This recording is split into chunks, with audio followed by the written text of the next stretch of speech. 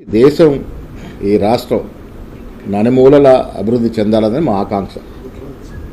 అధికారం రాకముందు చెప్పినట్టుగా ఇప్పుడు పెద్దరట్ట వివరించినారు. ఆ రకంగా యావత్ రాష్ట్రంలో అభివృద్ధి జరగాలి. కేంద్రీకృతమైనటువంటి అభివృద్ధిని వికేంద్రీకృతం చేసి రాష్ట్రం నలుమూలల అభివృద్ధి చేయాలన్నదే కాంగ్రెస్ ఆకాంక్ష. అభివృద్ధి ఫలాలు సమానంగా అన్ని ప్రాంతాలకు పోవాలి.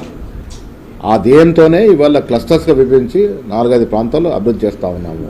గతంలో మాదిరి ఒకచోట ఇలా రియల్ ఎస్టేట్ని మమ్మల్ని అంటా ఉన్నారు. మీరు రియల్ ఎస్టేట్ వాల్యూ ఎక్కడ ఉంటుంది? హైదరాబాద్ దగ్గర ఉంటుంది. దానికోసం కదా మీరు ఆనాడు 15,000 ఎకరాలు పోగు చేసి దాని చుట్టుపక్కల ఉన్న భూములు ఎవరివి లెక్కలు తీస్తే బొక్కలు ఇరుగుతాయి. ఇప్పుడు మీరు ఫార్మాసిటీ కోసము సేకరించిన భూమి చుట్టూన్నటువంటి పరిసర ప్రాంతాలు ఉన్నటువంటి భూములు ఎవరివి ఎంక్వైరీ చేయండి. మీరు రియల్ ఎస్టేట్ వ్యాపారం చేసి ప్రజాపాలన అందిస్తున్నటువంటి కాంగ్రెస్ నాయకుల్ని శంకించడం అనేది చాలా దుర్మార్గం. ఇవాళ 90% పైగా కొడంగల్ రైతులు భూములు ఇవ్వడానికి సిద్ధంగా ఉన్నారు, ముందుకొచ్చినారు. ఈ దాడిలో పాల్గొన్న వాళ్ళు ఎవరు కూడా భూములున్నవారు గారు, అక్కడ రైతులు గారు. కేవలం కేటీఆర్ నరేందర్ రెడ్డి ప్రోద్బలంతో దాడి చేశారు. దాడి హేయమైన చర్య. ఈ అధికారి అభివృద్ధిని కూడా నిధులను కూడా అడ్డుకోవడం అనేది నేరం.